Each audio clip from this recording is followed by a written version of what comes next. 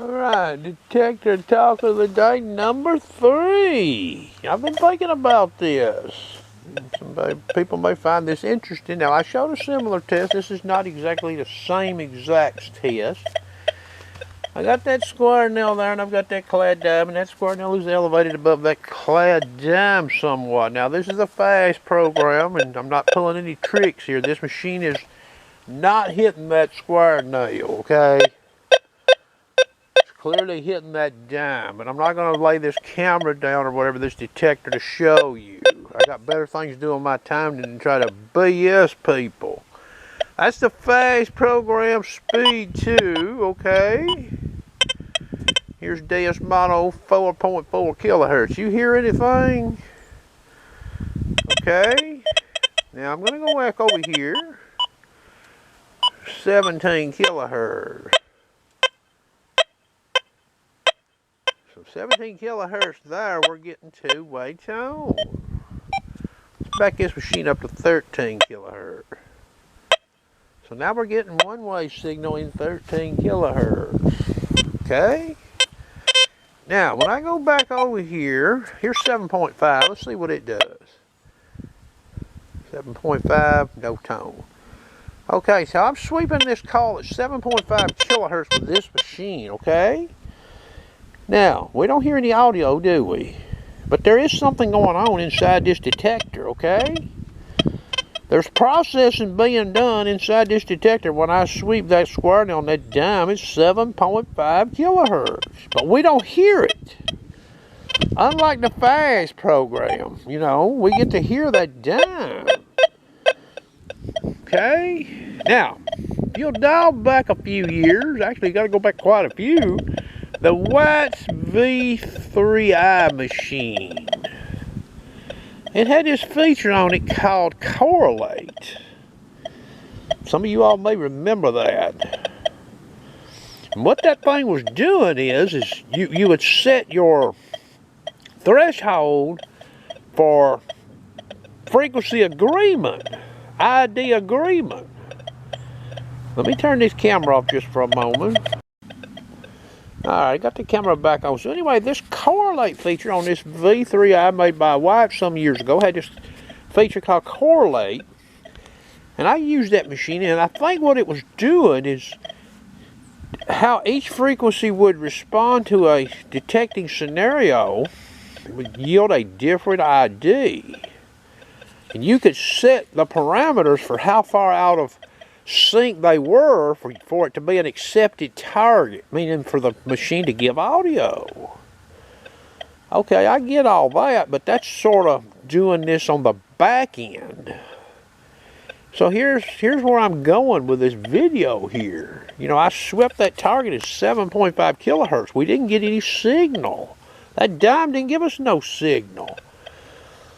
But yet there's some things going on inside of that call, and I don't know how they got this machine exactly set up, but there's things going on inside of there. The thing is, though, is when I swept that dime, you know, with that square nail above it, it didn't pass go. It didn't set that detector off. It didn't meet the specs, the standard that XP has set into this machine to say, give tone. Now, knowing that, and I've not seen this on a metal detector, but wonder if a company made a metal detector and a user could go in there and intentionally dial the threshold that needs to be met on a signal. Now remember, I can probably position this clad dime and this square nail here, okay? I can position them. They can actually be in the wild where even a multi-frequency program wouldn't hit them. They wouldn't meet the threshold. Now, I realize there could be some limitations here to what I'm going to say as far as, you know, detecting in the wild, but wonder if a company, now remember, you know, we go into these machines and we start lowering silencer, we start speeding up, lowering the speed, increasing the speed, lowering the disc, all that good stuff. Well, wonder what would happen if a company could, and I don't even know if this is possible, But I wonder if they would put a setting on a machine, since they're using all this software and all this stuff and these processors in these machines. Wonder if they could say, oh, sharpshooter, you can pick up this machine, and let's say you go, and this would even apply to single frequency. You can dial the threshold that needs to be met on this machine down. Instead of 100%, you can dial it to 90%. So when this detector does its computation over a swept scenario, normally when it wouldn't give a tone, for example, like 7.5 kilohertz, I'll use this example. 7.5 kilohertz on this example here wasn't giving us two-way tone. So I wonder if I could go in and intentionally, if a machine was engineered like, oh, sharpshooter, okay, I'm going to dial this thing down to 90%.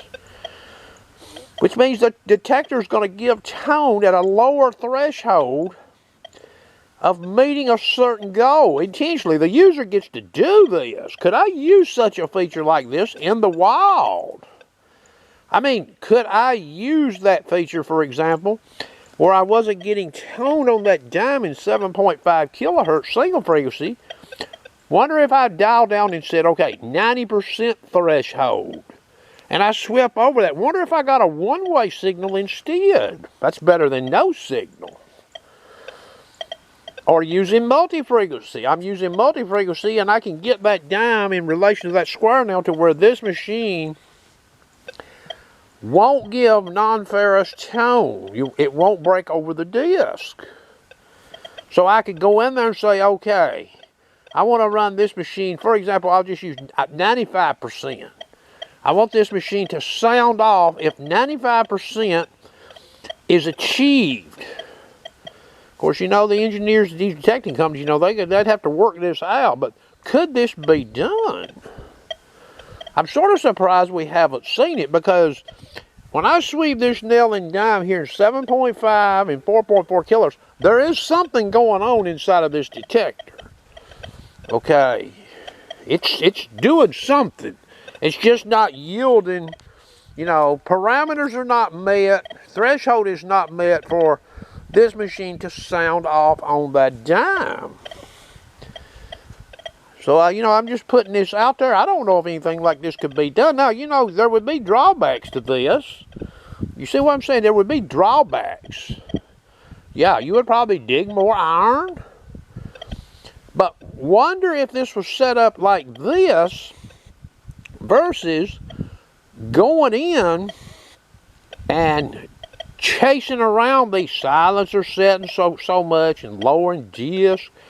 Whenever you just come in this machine, you know, you set the disc, you might still have a speed variation. Of course, this would be tied into this, whatever would be set up in this detector. But it's just something, you know, I've sort of thought about, like, well, look, why can't we intentionally tell the detector, hey, report.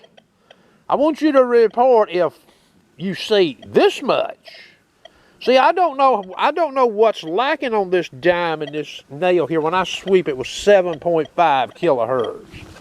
Yeah, I know there's some physics involved because of that lower frequency. But how far short is this detector in giving me a tone on that dime? So basically what you would be doing is you'd be allowing the detector to be sort of booby-trapped. But could a user benefit from this, especially in a hard-hunted site? Say I go in and I run this machine in the factory, you know, the way this DS2, for example, is, say I go in there and run it in multi-frequency, and I go in there and I hunt for, say I go in there and hunt for a month.